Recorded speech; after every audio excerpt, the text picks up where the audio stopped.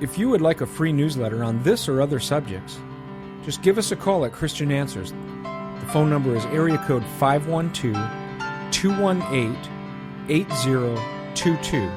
That's 512-218-8022. Or you could email us at cdebater@aol.com. That's cdebater@aol.com. Thank you.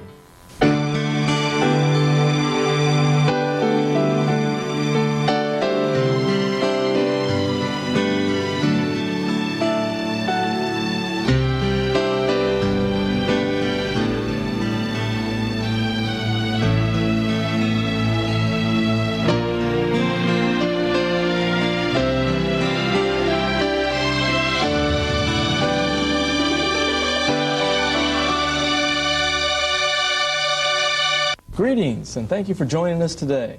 I'm Larry Wessels, your host, and I want to thank you for being here for this special broadcast on the topic Seventh-day Adventism. Now, you normally don't hear much about that topic. I know, because I've been around for quite a few years, and I haven't heard much about it myself, and I thought it was about time that if no one else was going to do it, our program would do it. And so we're here in this very special series covering the topic of Seventh-day Adventism. What do they believe? What do they teach? All the different aspects and ramifications of that particular religion. And to help me expound on this topic, and I think almost in a very scholarly way, is this very special guest from Pennsylvania. He's an author. He's authored the book, which I happen to have a copy right here, called Are Seventh-day Adventists False Prophets? A Former Insider Speaks Out. Wallace D. Slattery, author.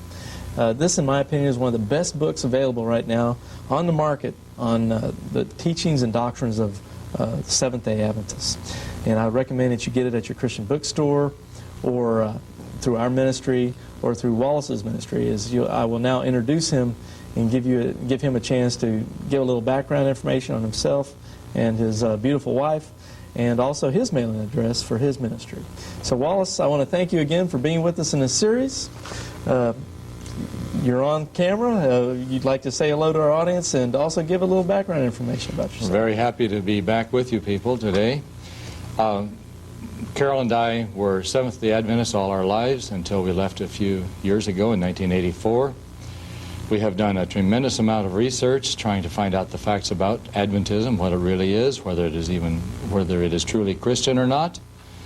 And if you would like to contact us about our book, you can contact us through Stepping Stones Ministry at Box L1124, Langhorne, Pennsylvania, 19047.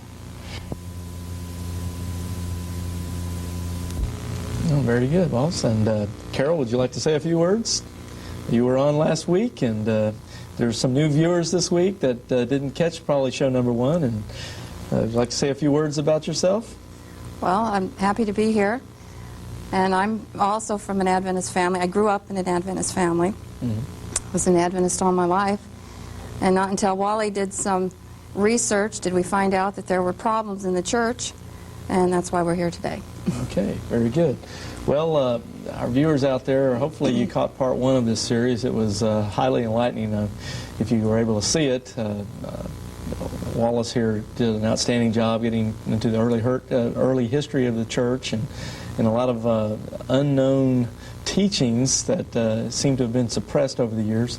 I'll keep you in a little suspense on what those things were and hope that you catch a rerun of that, or maybe contact our ministries to find out more about that particular show. But since there is a limited amount of time, we want to cover as much new material as we possibly can in the time we have available to us. So in this particular show, we won't be covering very much of what we covered previously, and we will continue to move into new territory as we explore together the vast panorama of Seventh-day Adventism, its prophet and their doctrines and understandings of Scripture.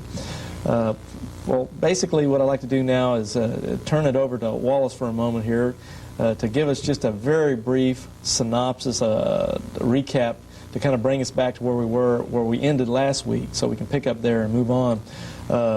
Wallace, we've got these charts we showed last week. This is just for our new viewers, just briefly. We're not going to get into any kind of detail like we did last time. But if you could explain for our viewers here about the spirit of prophecy, the people here in this picture, and then maybe Hiram Edson down here in the Millerite thing, and then we'll try to get back to where we were from last week. Certainly. This picture is of Ellen White, the founder and, shall we say, the guiding spirit of Seventh-day Adventism, with her husband James White, also very prominent in the early movement of Seventh-day Adventism. Adventism rose out of the Millerite movement of the 1830s and 40s, in which they thought that Christ was coming in 1844. When Christ did not, these early Adventists tried to find another rationale for what it might have happened then, and they decided that Christ had actually entered from a holy place in the heavenly sanctuary, the temple in heaven, to the most holy place. She was the guiding light, often called the spirit of prophecy, normally called the spirit of prophecy by Seventh-day Adventism, until her death in 1915. She's built quite a remarkably strong and great church, which still exists today and is expanding at an incredibly rapid pace. It's interesting, when I first started writing my manuscript in 1984, I said that Adventism had over 4 million members. In 1985 or 1986, when I wrote my preface, I said Adventism boasted over 5 million members. Today, well, I believe it's probably over 6 million. In fact, very well may be over 7 million. They're expanding at a rate. If they keep it up, by the year 2007, every person on this earth will be a Seventh-day Adventist. Well, let's hope that extrapolation doesn't work out too well. But, gives you an idea of how they are expanding, however. I would suspect that a lot of that expansion is taking place overseas, perhaps. To a large extent. With Russia now opening its doors to They are having religion. thousands of baptisms in Russia at this time. We just received a paper about this. Right. So that's where I would suspect overseas and other countries other than the United States where we're filming this is where people this rapid have expansion. experienced a great loss and they don't know the facts. That's where the people are joining. Well, we found generally anyone that's watched this series for any length of time knows that one of the great advantages of a religious organization or a cult, let's say, particularly a non-Christian cult, is ignorance by the population. A false religious cult can take advantage of ignorance, and that's how they expand their base. And I guess after, 70 years of atheistic communism in Russia, let's say, is that example, with hardly any gospel being preached. There's been a great hunger. Right, so you can't ask for much better ignorance, can you? So a false prophet comes in there and he can sound good as gold. That's what's happening. When no one knows the true word. But anyway, with that said, we won't even bother too much with Hiram Edson here. You gave a great recap on him last time. I want to move into these distinctive teachings of the Seventh-day Adventist Church, and this will get us close to back where we were from last program. Last time we were here, we had a chart on some of the teachings that they are known for, and just looking at this chart briefly, we've got they keep the Sabbath day. They have the seventh-day Sabbath. Right, the seventh-day Sabbath. Point two, they have Old Testament dietary laws, and they espouse vegetarianism. We got into in quite some detail last time we did the show, the atonement and the sanctuary doctrine, investigative judgment. We'll get into that probably some more as we move through the programs. You had some fascinating information on Ellen G. White's The Prophetess of Seventh-day Adventists, her ideas of redemption and how to accomplish it. Mind-blowing stuff. And I think that's about where we were when we ran out of time last time. I have a copy of the one of these statements that I gave last time about the lack of a mediator in the last days. Would you like me to put that up? Yeah, why don't you put that up, and then we'll just continue on with the series now from this point. To a Christian, and even to a Seventh-day Adventist, or to most Seventh-day Adventists, this statement is an absolute shocker. Now, this is from Great Controversy. I'm not sure which one it is, page 425 or this, what is the other one there, 625? 614. 614. But let's take a look at this, because it is something else. Trying to locate my the source here.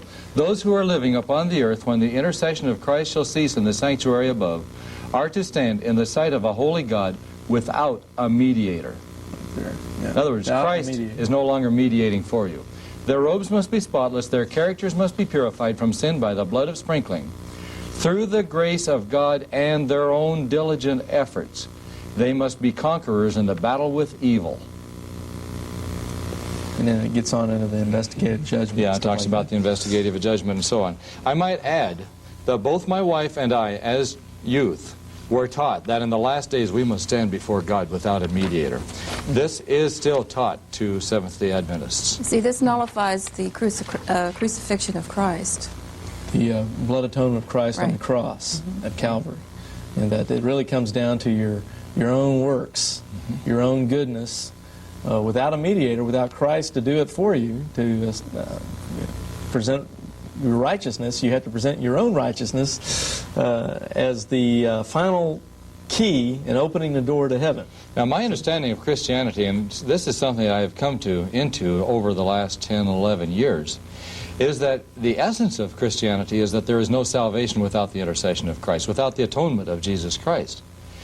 If you are standing there and can stand there on your own without a mediator, what does that do to your concept of Christianity? Where is the Christianity to it? Because the Bible says, believe on the Lord Jesus Christ, and thou shalt be saved. Now, wouldn't the Seventh-day Adventist, looking at this stuff, wouldn't he say like, well, yeah, we still believe in Jesus as the intercessor, the mediator, because after all, he had to make it possible for us to get to this point where we're in this investigative judgment or something where now we need to make that last step to get into heaven. But he leaves. But he made it possible for us to get to that point. So see, he's still our Savior in that sense. But he leaves just Wouldn't they when you argue need something him. like that? Oh, yes, they would. Of course, the Bible says our righteousness is as what?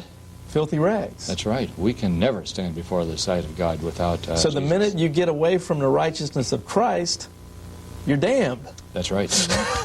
So there's not even a hope. There is no hope at all. Ellen White was very pessimistic about people. She made statements such as not in 1 in 20 is ready to be saved. Many statements along these lines. Was that more like sour grapes just because a lot of people didn't believe her? Well, sour grapes or not, it had a tremendous effect on people. You may be interested in knowing that her own 15-year-old son, who died at that age, welcomed death. I don't know, probably some childhood disease as things were back then. But he welcomed death. The Adventist scenario has been so gloomy that he was glad to die. And I think that's a tragedy again. There are so many tragedies in Adventism. Man. Now, we're talking a lot about Ellen G. White here. I'm sure there's a lot of new viewers that haven't the slightest idea, but I know here on point number 5 now in this chart that we've been going over, we have something called the Divine Mission of Ellen G. White. Now, just for new viewers and some other people, what is this divine mission of Ellen G. White? That is one that is very interesting for the simple reason that what the Adventists have given to the public and what they are telling their own people are two very different stories. Well, the Adventists will stand there in front of you and say, well, Ellen White is not an addition to the Scriptures. She is not to stand in place of the Scriptures. They say they know how to punch all the right buttons, so to speak. However, to their own people, the statements are very clear and explicit that Ellen White is the infallible interpreter. Now, that makes her an Adventist pope. And I have many statements like this. They seem to be coming out of the woodwork. It seems like in the last few months, or a few weeks even, I've been really working on these statements about Ellen White being the infallible interpreter of the Bible. It is very difficult to get an Adventist to state one way or another whether it is or not. You just practically have to pin them down by the shoulders to the mat before they will admit one way or the other. They want it both ways. They want it both ways. But the statements I have are just incredible. I have a number with me. Let me pull some of these out. These are concerning the divine mission of Ellen G. White and Right. what she has to say. And I know we've got some charts coming up here later in the show that will get into quite some detail on that. Okay, here we are. You've got one that you've got so much documentation. I have you so can't much find it all. documentation, that's right. Here's one. An official church publication recently ridiculed the idea that Ellen White is not canonical, as good as the Bible. an addition to the Bible. What publication is that? This is the E.G. White Estate Spirit of Prophecy Day Sermon, May 16, 1981. And D.A. Delafield, who is in the White Estate, or has been in the White Estate. Now, for new viewers, what is the White Estate? The White Estate is that organization that keeps and controls the writings of Ellen White. It is very close to General Conference headquarters near Washington, D.C. So they keep all the original manuscripts and papers and things that she wrote. This is another leader in the White Estate, D.A. Delafield, stating, get this one, Mrs. White is canonical as far as doctrinal interpretation authority is concerned. Now, even she's on the same par with the Bible. She's on the same par with the Bible. So if the Bible says it, it's true, and if Ellen G. White says it, it's true.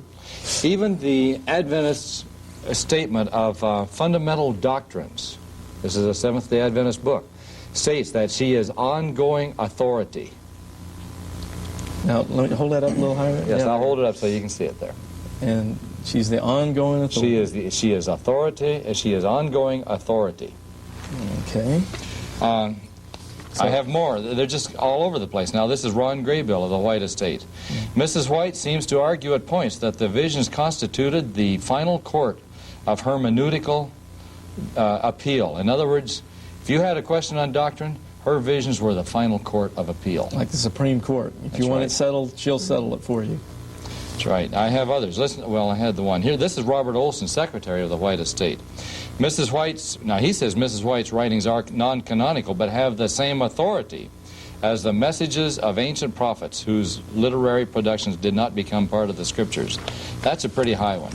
And if you think this is just something that might have happened in years past, because I have many other statements like this in my book, including some, she is the court of last resort, statements from the 1970s. This is an Adventist Review article that came out in 1991, just a year ago, almost exactly a year ago. Listen to this. This is written by Gary Patterson, Assistant to the President, North American Division of the Seventh-day Adventists. The ministry of Ellen White, whose writings have become a de facto sacred text for the Seventh-day Adventist community. He goes on to state sacred text. And you know, we as Protestants have always said sola scriptura. Right. The Bible only for as far as doctrinal, this sort of thing. The Adventists, and it is mentioned in here, they teach prima scriptura. Prima. The scriptures are primary, but we have to include these other things. I have one more statement here. They are a sacred text of the Seventh-day Adventist Church because the appeal of truth in her works has made her so among our people. Now, this is only a year old. That sounds like she's got a pretty good divine mission for their organization. Yes. Well, she has many statements. There were people who said, well, her letters, because so many times there were real faults that came out in her letters, mistakes made. Right. They said, well, those are just her opinions. And she wrote statements that not one idea or one line has in my writings has come from anything but God. Actually, a lot of it was copied from others, and we mentioned that last time, and we'll mention it again. Yes. Some of the very statements she used to show that she had that it had come straight from God actually were copied from other divine writers of the period. Right. Now this kind of ties in with this next point here about prophecy. Now, what is that? She was called in our opening of the show. We call her the spirit of prophecy. The spirit of prophecy. Now, incidentally, Adventism has even backed off from that. It's interesting. As we used to say up in Nebraska, you chase her down one prairie dog hole and she pops up another. Right. But it seems like, I have a statement from an Adventist leader that she is not the spirit of prophecy. And that is going to stun many Adventists because she has always been called by Adventism the spirit of prophecy. But he says, no, she's not. He says, I believe she had the gift of prophecy, but she is not the spirit of prophecy. In other words, he's saying Adventism is wrong when it calls her that. I got a question here. Why, just looking at this, an average Joe, let's say, why do people believe she's a prophet? Why? Well, why are you just brainwashed growing up as a kid? There's so many people that say they're prophets. Why do these people, who I'd assume are intelligent, good people, they just, they're out there, they got a mind and everything. Why do they suddenly say Ellen G. White's a prophetess and not, let's say, Reverend Moon, who claims to be a messenger of God? Why address that? Well, first of all, she claimed. Right, but so do all these other guys. There are certain tests that she has supposedly passed. So in the minds of Seventh-day Adventists. Well, she passed the test of, see, what are some of the tests? Well, supposedly she led a good life. Well, that's dependent on what you find out in research. I would say so. They also say that she speaks to the law and to the prophets, and therefore, Okay, now y'all were both Seventh-day Adventists for what? How many years were you Seventh-day Adventist? I was from birth until 44, and so you were a Seventh-day Adventist for 44 years. Right. Carol, how many years were you at Seventh-day Adventist? Same amount of years? Same amount. 44. So I've got 88 years of Seventh-day Adventists sitting here with me. No, she's younger than I am, so it isn't quite that many. Well, I mean, I'm just putting the years of the Seventh-day Adventist. Now, putting yourself back in that mindset before you learned all these new things, what convinced you personally? Was it just because you were raised that way? Was that how you just accepted her as a prophet? Well, first you were told what to believe. So, and then the people convincing you would say that she agreed with the Bible. Uh-huh. That was one thing. So you just basically, because you're a kid, you're growing up, you accept what your parents say. Right. I'm just fascinated, how people follow, they just get this idea that this person's a true prophet of God. And since y'all have got experience, I figured that'd be kind of an interesting question. Then you were told that she held a Bible up, a 40-pound Bible. She held it up.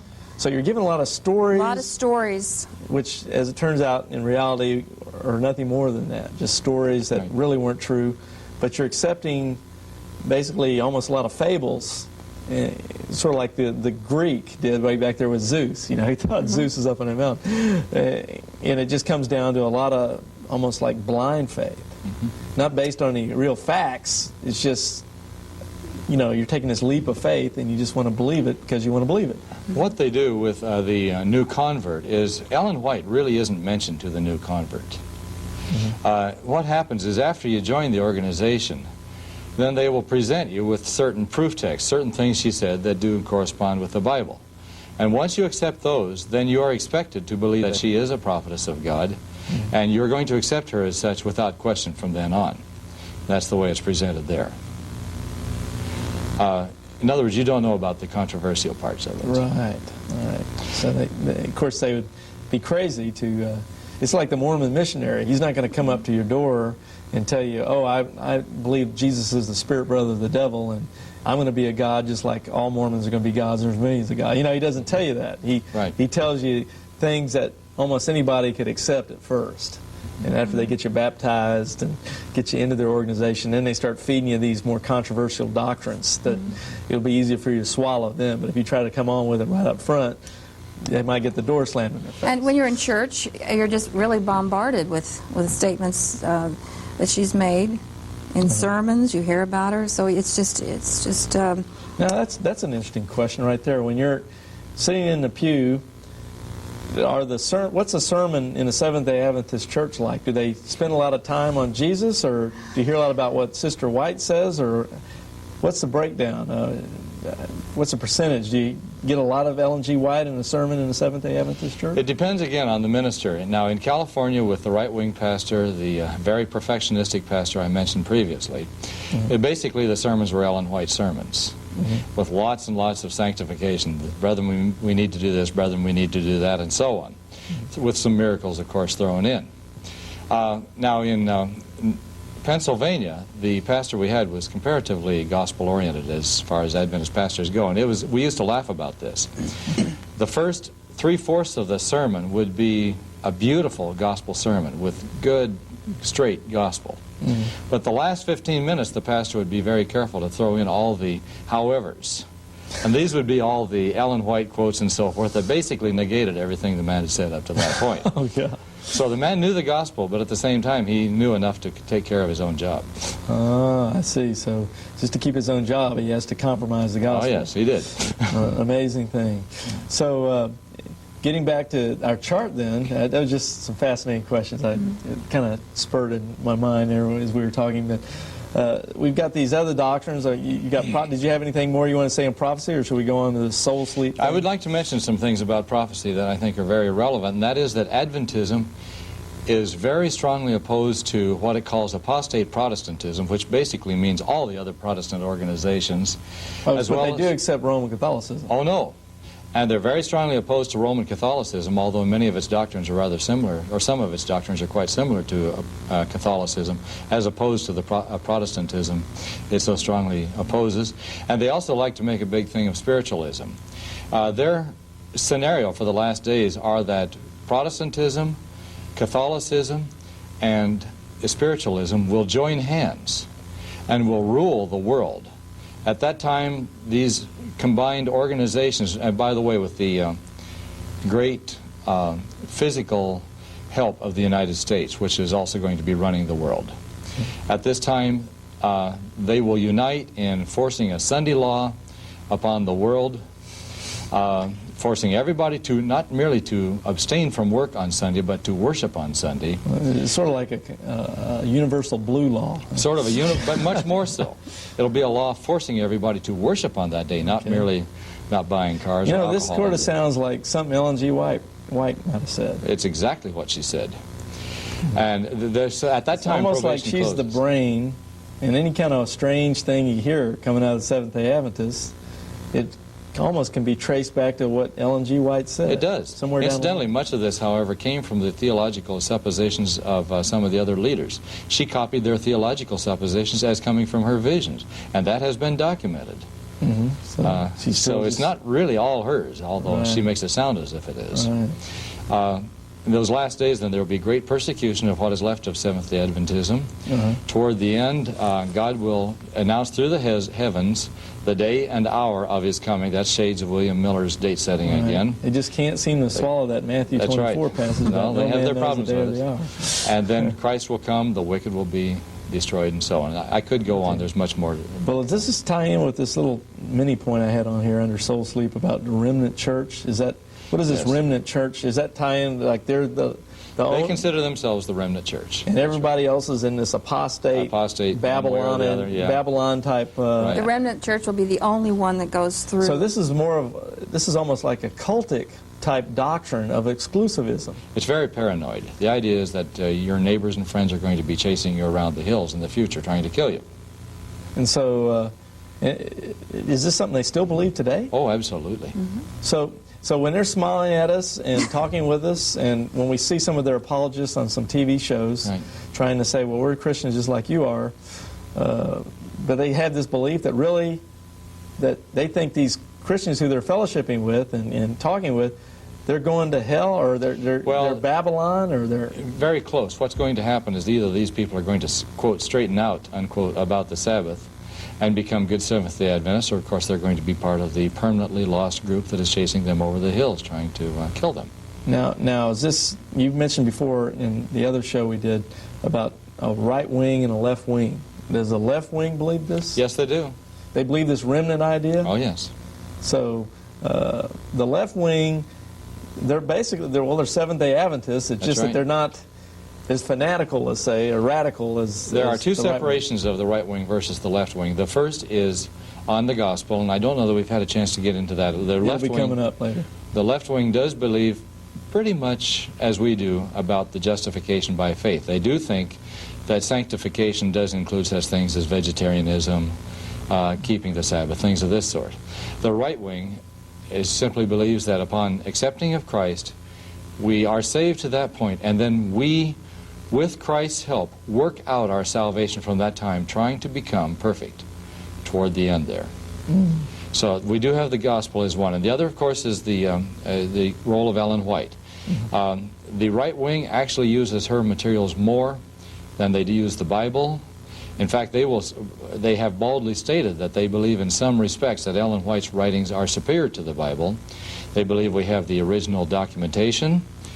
We have her original autographs, and that it is more easy to understand because it was written by a modern-day woman instead of like the Bible More 2000. contemporary. It So is that's much the more advantage, that contemporary. you've got Right. all these advantages to Ellen G. White as opposed to this Bible, which was written a long time ago. The left wing tends to be more ambivalent about Ellen White. I would say that maybe there's even embarrassment about her. They recognize that there's a lot of shortcomings and many problems with Ellen White. At times it almost seems like they'd like her to go away. Now you're mentioning all this stuff about the remnant church and all this terrible stuff. I want to just use this moment here. I want to show this to our people at home. I've got a little tract here that's been, or a little mail out thing actually. It says, Armageddon now. Time is running out for planet Earth. You owe it to yourself to attend this astounding Revelation seminar. And basically, this thing here, it has a picture of a timepiece, the sands running out in an hourglass, and you open it up, and there's all these pictures of different apocalyptic type things that are going to happen in the book of Revelation and stuff. And Does the name Seventh-day Adventist appear on it anywhere? I really haven't noticed. I'll guarantee it does. It says Seminars Unlimited, It says coming out of it does Keene, say Texas. Adventist on there. It does? And Well, that's an and, improvement. For many years they didn't.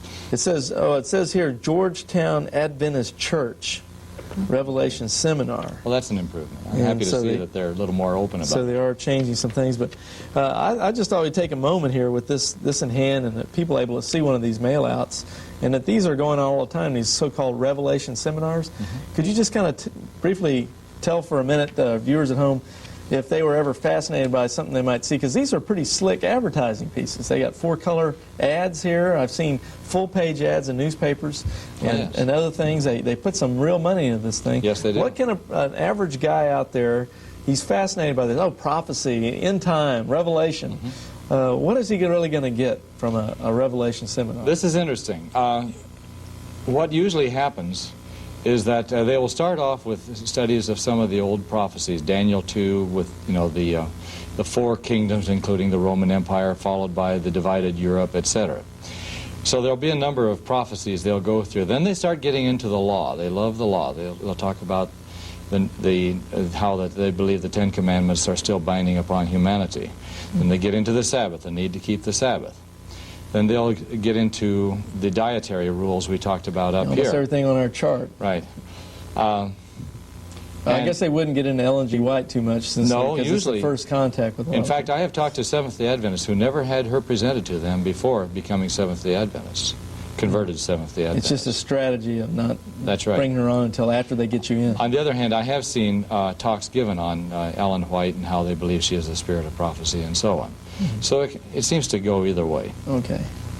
So basically, are they going to get a good sound biblical exposition of the book of Revelation on end-time prophecy? Oh, well, they'll certainly get a good sound exposition on the Seventh-day Adventist view of the book of Revelation. Okay. Right.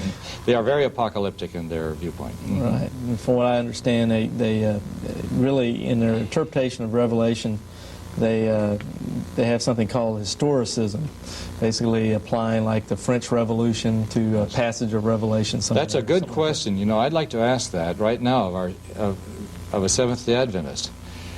The Adventist literature is full of discussion on the French Revolution. That's fine. But where is the discussion on the great communist revolution that makes the French Revolution look like an anthill? There is none. That's true. That's true.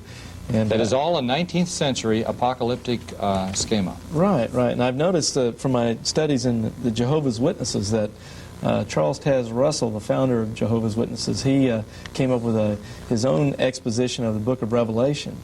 And a lot of what he has in his book kind of ties in with the same kind of Adventist view of Revelation, where he's saying, well, this verse is the French Revolution, and this verse means some historical event over here. And Russell came out of the early Adventist movement. So the Jehovah's Witnesses and the Adventists have common ties at their beginnings.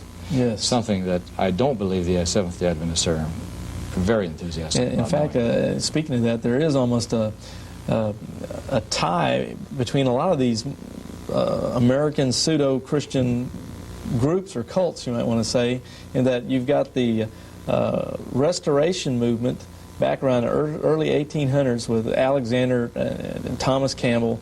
They started something called a Church of Christ and the Disciples of Christ, Christian Church, stuff like that. Out of that group came Sidney Rigdon, who was in the Church of Christ with Alexander Campbell. He got with Joseph Smith. They put together the Book of Mormons and so forth. Out of that, a lot of these guys started getting mixed up with the Millerite movement. And from there, the Adventists, from there, Charles Taze Russell, the Christadelphians with Dr. Moore. And it gets to be a pretty fascinating thing as you look at all these groups and how the Seventh-day Adventists are tied right in with all these early 18th century, or 1800s, early 19th century American religious movements going on. They were part of what's called the Burnt Over District, which is from, shall we say, Pennsylvania on through New York on up into New England, where again and again and again they had religious revivals. Right. And it just left the country, as they called it, burnt over, just totally burned out in religion by the time they were done with all these. I see, because it was really going hot and heavy, I'll tell you that much. Well, we're about ready to go on to our next chart practically here. We've gone through, we had the soul sleep, remnant church. There are some things about where Ellen G. White had said something about the sinful nature of Christ, and we'll get into that maybe later on in the show, somewhere in there. And there was another question. I put it on a chart just to remind myself because I thought this was kind of interesting. Seventh-day Adventists, like most churches, they have something like the Lord's Supper, the communion service. Oh, yes. Is there anything, of course, I think I know what it is, but is there anything that's distinctive about a Seventh-day Adventist communion service that maybe a lot of other churches wouldn't practice? Well, I'm not really sure what you're aiming at. I can tell you two things that might seem a little unique. One is that the wine is grape juice. Okay. And that goes back to that dietary stuff. Right. The other, and I'm not sure, is that there is a foot washing involved. Is that what you're... That's what I was pointing at. I was looking for the foot washing because I'm kind of wondering where in the Bible does it say to wash your feet to take the Lord's Supper. It's kind of an interesting distinctive on a common sacrament. It was. I just thought that was kind of an interesting viewpoint that they can take the Lord's Supper. When you look at the passages, the Lord's Supper. I mean, the foot washing is mentioned in John 13, but that's completely different from where you find the passages about the Lord's Supper. And it's kind of interesting how unrelated passages of text are put together in a common sacrament. So it makes you think, well, if this can happen on this, can it happen on other doctrines and teachings? Well, as you can imagine, the foot washing does lead to some very interesting situations, and perhaps we better not get into that. Right. Very, very fascinating. But from what I've understood from another Seventh-day Adventist I talked to, a former one, he said it actually kind of kills a lot of the participation in the communion service, and that a lot of people don't like to participate in foot washing. So a lot of people will stay home that day. Yeah, so they just don't even bother to come to church so that they can avoid foot washing. So actually this doctrine added on actually takes away from what's supposed to be a joyful time with the Lord. I always felt it was demeaning, but maybe that was... Yeah, it was just...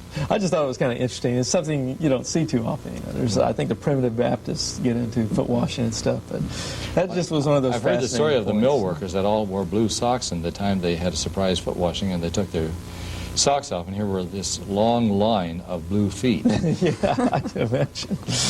Well, I guess with that, what we want to do is move on to some interesting questions. Of course, we're tying this whole series into a question we asked in part one. Is there were certain questions you can ask to determine whether a religious organization is a cult or not. A cult grouped around someone's interpretation of the Bible. And once they do that, then they go beyond what the Bible clearly teaches on cardinal Christian doctrines. And we're trying to ascertain if Seventh-day Adventists fall into that category.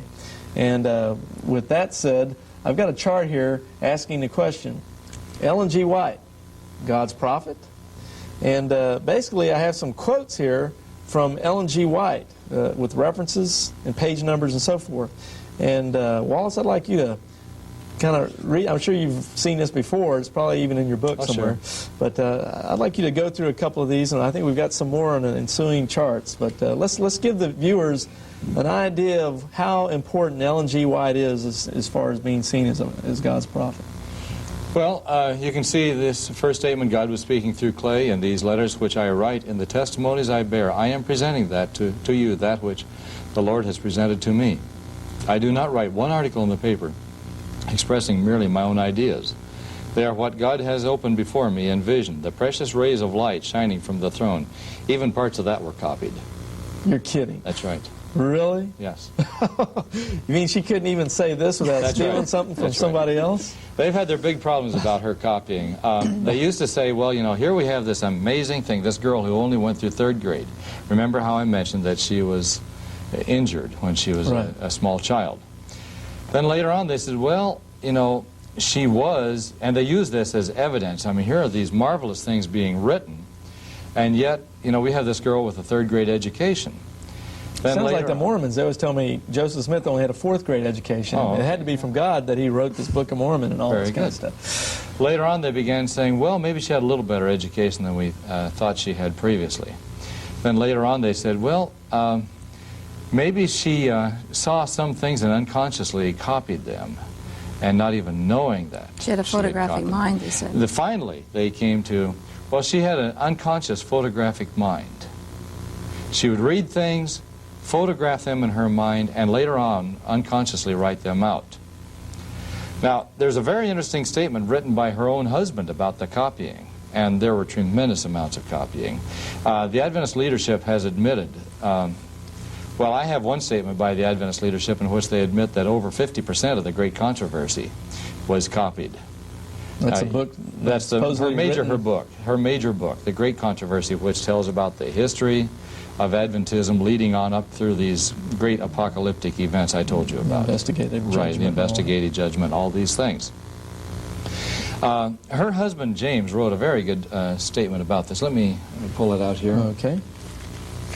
And James White, that's her husband. That's right. And he had some things to say about... Okay, here we are. This is James White writing. Does unbelief suggest that what she writes in her personal testimonies has been learned from others? We inquire, what time has she had to learn all these facts? And who for a moment can regard her as a Christian woman if she gives her ear to gossip, then writes it out as a vision from God? And where is the person of superior natural and acquired abilities who could listen to the description of 1, 2, or 3,000 cases, all differing, and then write them out without getting confused, laying the whole work liable to 1,000 contradictions? Listen to this. If Mrs. White has gathered the facts from a human mind in a single case, she has in thousands of cases. And God has not shown her these things which she has written in these personal testimonies. I'm going to give you one more statement. In her published works, there are many things set forth which cannot be found in other books, and yet they are so clear and beautiful that the unprejudiced mind grasps them as truth. If commentators and theological workers generally had seen these gems of thought which strike the mind so forcibly, and had they been brought out in print, all the ministers in the land could have read them. These men gather thoughts from books, and as Mrs. White has written and spoken 100 things as truthful as they are beautiful and harmonious, which cannot be found in the writings of others. They are new to the most intelligent readers and hearers, and if they're not to be found in print and are not brought out in sermons from the pulpit, where did Mrs. White find them? From what source has she received the new and rich thoughts which are to be found in her writings and oral addresses? She could not have learned them from books, from the fact they do not contain such thoughts. Certainly she did not learn them from those ministers who had not thought of them.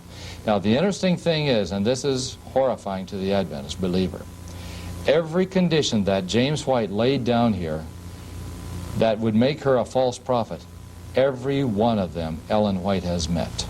Everyone. Got the documented facts? That's right. It's all documented. Case. That's right. So her own husband would condemn her through his words there. Inadvertently, but he did. Right, as a false prophet. That's right.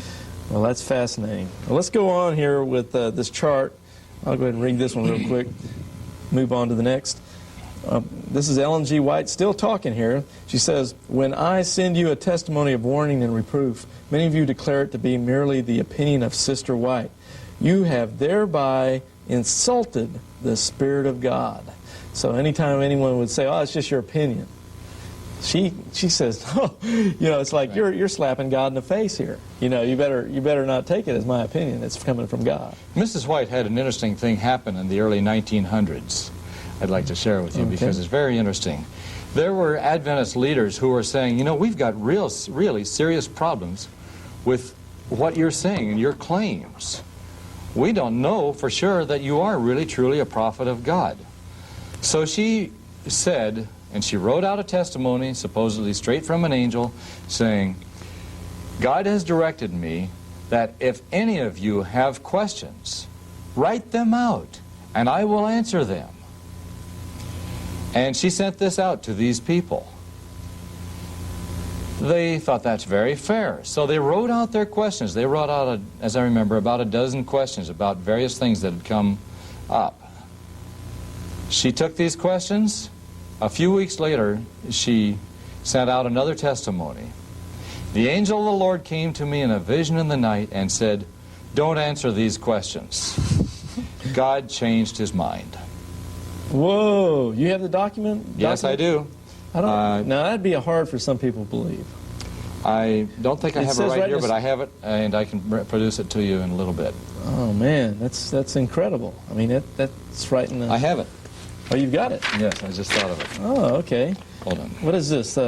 That's an. This is a very interesting little called- article. Okay. Okay, the first was a testimony.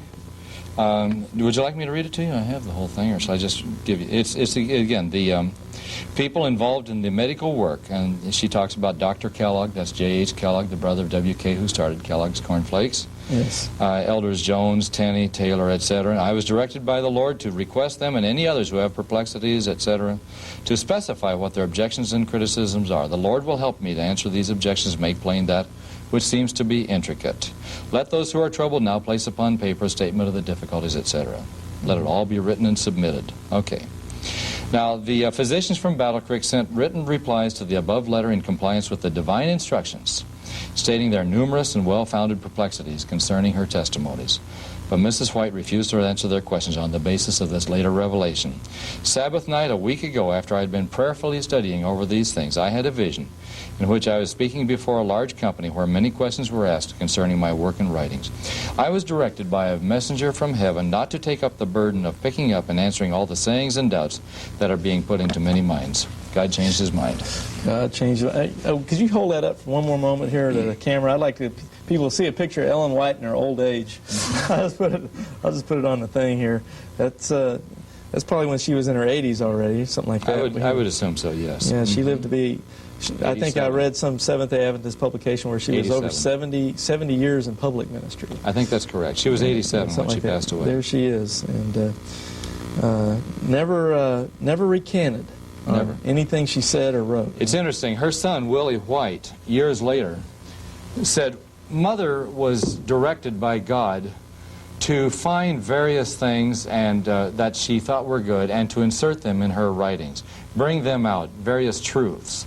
Mm-hmm. Yet when she told me about these, she told me not to tell others that she had been doing this. Mm-hmm. In other words, deceit was being practiced from the beginning. She knew it all along. She knew what she was doing, mm-hmm. and she continued it right up to the last. Incredible. Incidentally, some of the last books came out after months and even a year after she had passed away, and basically, and the White estate has not even bothered to argue with this. Walter Ray has demonstrated that they were compilations of put together by others under her secretaries, other staff people, stuff like that. Right. Huh.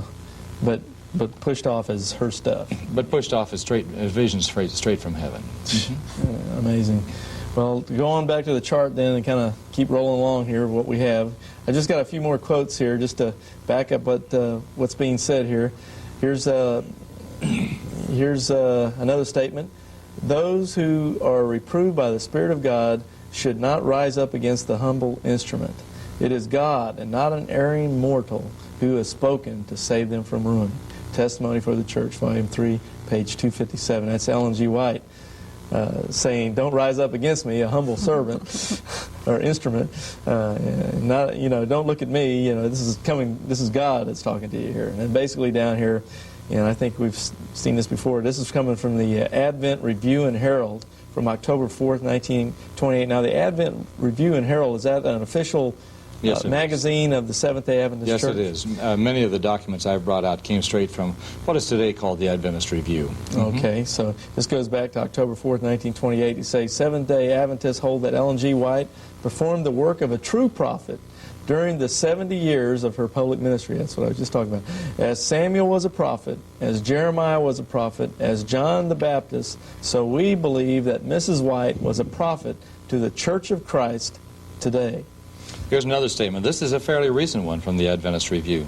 Today, the Bible only is the cry of some who seek to discredit Mrs. White and undermine the authority of her writing.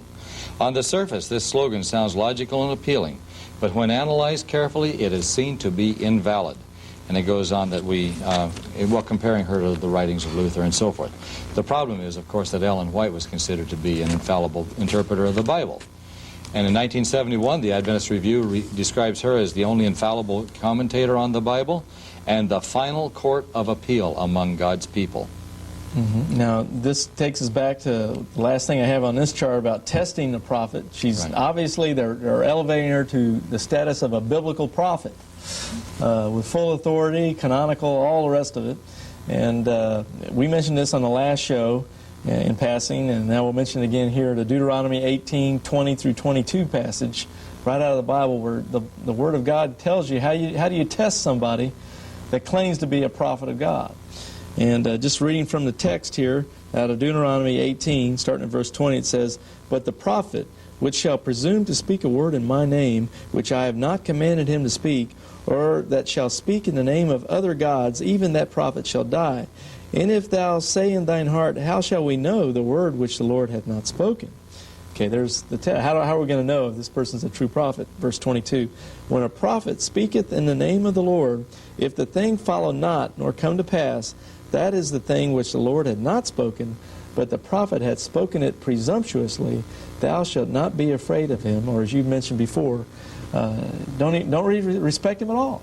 Adventism has a major problem with that, and the reason is that, you see, if Adventism describes Ellen White as the infallible interpreter of the Bible, that means basically that the Bible is being interpreted by Ellen White. I'm sorry, that the Bible is being tested by Ellen White. Because no matter what you read from the Bible, you take her interpretation, and that's the only interpretation that there is. It is circular reasoning. How can you test Ellen White by the right Bible when everything she says is correct? That's true. That's true. And I'm kind of wondering how she interpreted this passage that we just read. I wonder what she would say. Well, it's not brought out by the Seventh-day Adventist denomination, I assure you. Right. So far in these 2 hours that we've done on this particular program, this series we're doing on Seventh-day Adventism, we haven't even started, really. We're just coming up in the next show, we'll be getting into some real meat on looking at Ellen G. White's teachings, prophecies, other things. We're going to really get into this thing and bring this Deuteronomy 18 passage to play. But I think Wallace has already said plenty of things already to kind of shake the foundations, I think, of this prophetess, Ellen G. White. Now, if y'all would like more information on this, we're running out of time in this particular program, but please call or write our ministry. The numbers will come up on your screen at the end of the program. We've had phone numbers popping up from time to time on the screen. You can write Wallace here personally. I'm sure you answer personal correspondence as well. Oh, yes, I do. People might have specific questions they may want to call to your attention and see what you have to say about a certain subject. In fact, I've always got plenty to say. Why don't you take this moment to give your address again for those that might be interested in this topic? It's Stepping Stones Ministry at Box L1124, Langhorne, Pennsylvania, Langhorne, 19047. I'd like to say something to the Seventh-day Adventist believer who might be following. That is, my wife and I, we love you as a believer. If we didn't love Seventh-day Adventists, we would have major problems with members of my family because they are still devout Seventh-day Adventists. But what we're saying is aimed at the organization and against leaders who know what they are describing, and that so many of these things have been hidden from the people. The gospel of Jesus is a simple and beautiful thing. It doesn't need to be hidden and obfuscated with many complicated and complex interpretations. It seems like Adventist leaders are constantly explaining Bible verses that they really don't mean what they claim they do. Mm-hmm. Very well said. I want to thank our viewers for watching once again. This is part 2 of our series. We'll be continuing again next week, this time on this channel. So please join us. I'm Larry Wessels, your host. And if you'd like some literature, other information we have available, particularly from the Research and Education Foundation, of which I'm a staff member, feel free to call or write. We'll be more than happy to send you any kind of information on this particular topic that you may require. We're trying to be open and upfront. We're not trying to espouse any hate towards anybody. The key here is truth, biblical truth. If we really hated Seventh-day Adventism, I doubt that, or Adventists, I doubt we'd even bother doing these shows. Because let them just believe what they want to believe, and if they end up in hell, that's their own problem, you know. But we love you, and we want to make that point clear. Well, God bless you. Thank you for joining us, and tune in again next time. God bless. Bye-bye.